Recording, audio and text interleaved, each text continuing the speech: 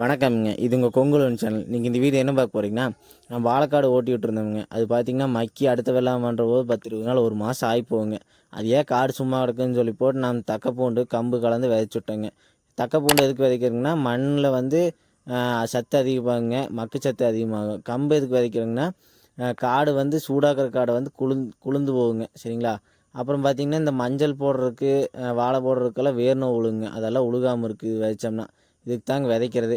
பார்த்தீங்கன்னா 45 நாள்ல ஓட்டி விட்டோம்னா அது ஒரு சத்து கிடைக்குங்க. 60 நாள் ஓட்டினோம்னா அது ஒரு சத்து கிடைக்குங்க. 90வது நாள் ஓட்டினோம்னா அது ஒரு சத்து கிடைக்குங்க. அதாவது ஊர்பட்ட விஷயம் இருக்குதுங்க. இந்த ஒரு நிமிஷம் வீடியோவில் சொல்ல முடியலைங்க. நீங்கள் வந்து பார்க்காதீங்க, தெரிஞ்சுக்கணுங்கிறீங்க. ஃபுல் வீடியோ லிங்க் வந்து கீழே கொடுத்துக்குறோங்க. அதில் போய் பாருங்கள்.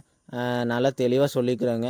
இயற்கை விவசாயத்துக்கு முதல் படியே வந்து பலதானிய விதைச்சு ஓட்டினா மட்டும்தாங்க இயற்கை விவசாயம் பண்ண முடியும். இயற்கை விவசாயம் முடிச்சிங்க இந்த வீடியோக்கு ஒரு லைக்கை போட்டு க்ரீன் கலர் கமெண்ட் பண்ணிடுங்க. மறக்காம சப்ஸ்கிரைப் பண்ணி போடுங்க.